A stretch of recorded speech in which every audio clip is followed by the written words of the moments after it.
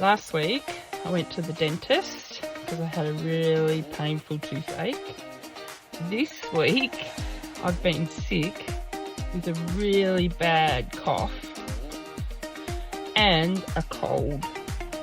So this week, the point hand shape, which starts the week, and then another point hand shape, which we point down, and then we move forward for this week. And then cough, so it's a fist hand shape, and then swiping on your chest. And a cold, a duck hand shape, and we are just pulling outwards from our nose. So this week, I've had a really bad cough and a cold.